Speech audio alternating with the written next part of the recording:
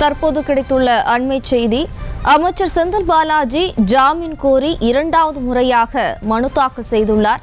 இது தொடர்பான விவரங்களை தருவதற்காக நமது செய்தியாளர் மதியழகன் இணைகிறார். வணக்கம் மதியழகன்.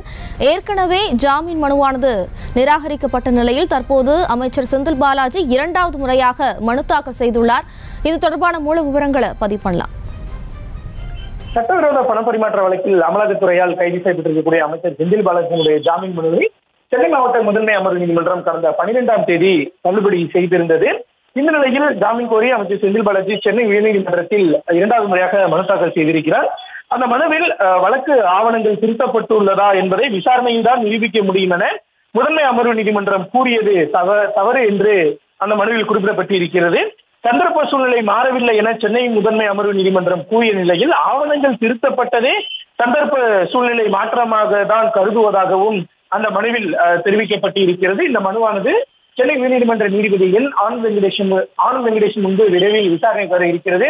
ஏற்கனவே இதற்கு முன்பாக அமைச்சர் செந்தில் பாலாஜி சென்னை உயர்நீதிமன்றத்தில் தாக்கல் செய்திருந்த ஜாமீன் மனுவை கடந்த அக்டோபர் மாதம் சென்னை உயர்நீதிமன்றம் தள்ளுபடி செய்திருந்தது. அதனைத் தொடர்ந்து உச்சநீதிமன்றத்திற்கு சென்றும் ஜாமீன் கிடைக்காத நிலையில் மீண்டும் முதன்மை அமர்வு நீதிமன்றத்தில் மனு தாக்கல் செய்திருந்தது. அந்த மனுவானதும் தள்ளுபடி செய்யப்பட்ட நிலையில் தற்பொழுது சென்னை உயர்நீதிமன்றத்திலேயே இரண்டாவது முறையாக அமைச்சர் செந்தில் பாலாஜி சார்பில் மனுவானது தாக்கல் செய்யப்பட்டிருக்கிறது. அதில் ஆவணங்கள் திருத்தப்பட்டுள்ளதை என்பதை விசாரணையில் தான் நிரூபிக்க முடியும் என்ற சென்னை முதன்மை அமர்வு நீதிமன்ற உத்தரவு தவறு என்றும் ஆவணங்கள் மாற்றியமைக்கப்பட்டுள்ளதையே தாங்கள் சந்தர்ப்ப சூழ்நிலை மாறியதாக கருதுவதாகவும் இந்த ஜாமீன் மனுவில் குறிப்பிடப்பட்டிருக்கிறது.